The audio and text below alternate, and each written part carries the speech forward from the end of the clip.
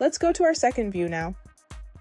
Maybe this is not the ideal model to test these settings, but it would sure help us to understand how effective these settings are. I would switch to the second view now.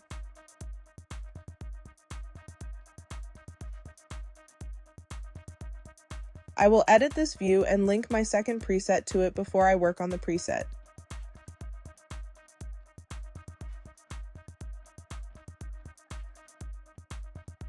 Done. Now I have to make sure that the second preset is active in the visual settings.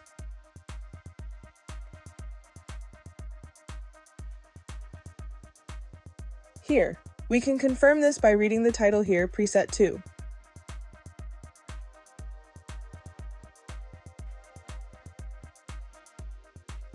Great!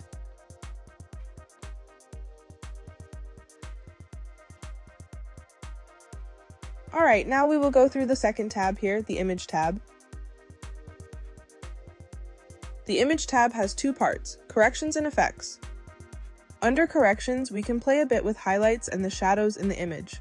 I know all you designers love post in Photoshop, but let me tell you that once you know all these settings, it is unlikely that you will need to do post outside your CAD. You can do it here directly, before you export your render. So these two look good. If I feel I am not satisfied with the custom positioning, I can simply check Auto Contrast. It will adjust the highlights and the shadows automatically to what it understands as the optimal balance for this image. Then we have Saturation. Pretty clear, right? If you want to minimize the colors a bit and create some really nice visuals, this is the tab for you. Looks great! Let me give you a tip before we move on. Every slider in Visual Settings has this Reset button here on the right, just next to the value of that slider. You only see it when you hover over this part. Here, in all of them. This resets the slider to its original default value. It's very handy if you mess up any of the settings, which, just so you know, I always do, so it's like my pet feature. Okay, so let me reset the slider for saturation. Next is color temperature. This is like a mood filter. If you are used to color correction filters on Instagram or TikTok, this is quite similar, but for buildings and interiors. You can go warm or cold depending on what type of weather, light, or mood you want to reflect. Could be just a slight tint as well. Cool. I hope you are still with me. It is a longer session. I am trying to be as simple and comprehensive as it can be. But hey, if you think I am too fast, let me know in the comments. Now let's talk about the effects. The first slider here is the motion blur.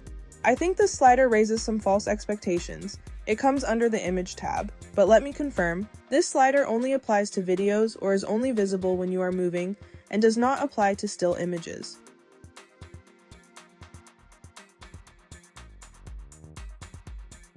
The title gives me the impression that it could give a motion blur effect, but it is not that motion blur at all. I wish they had it like that. So what is this, if not all that?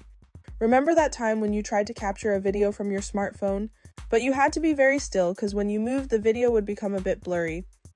This is what the slider does. It creates the effect of that blurriness to depict a real-life video capture with around 30 images per second. Here's a comparison. Great effect, but I guess not so often used and not so well promoted. The next two sliders, Lens Flare and Bloom, are most visible in night views. Let me change the time of day to night. And hey, if you haven't already, check my video on a quick shortcut to adjust daytime using the mouse.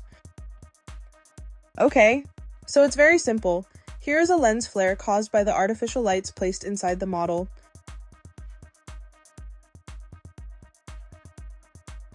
You can control it with the slider, make it even stronger, or completely bring down the effect. The bloom effect is the glow, or the glare, of the lights. It is really useful to adjust this for views with lights.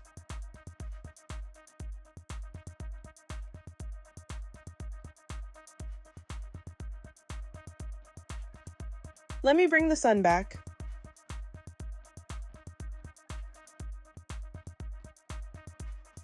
Noise. So the vignette effect is pretty common as well. It basically darkens the corners of your view to bring attention towards the key content in the center of the image. I use this on my Insta a lot, but I like how it can be used for building compositions as well. Cool to have. And the last one is the chromatic aberration.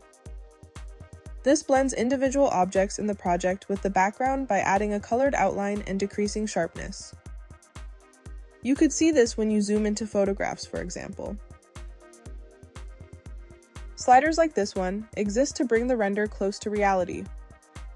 For me, I like to keep it at 0, which maintains finesse in the view, and I like fine, sharp images.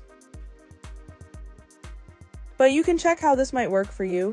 I am not really a pro with this. I am just trying to help you understand what this does.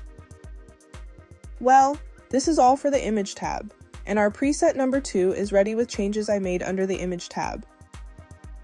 However, for this preset, I would also like to go back to the main tab and add a few outlines and maybe adjust the exposure as well.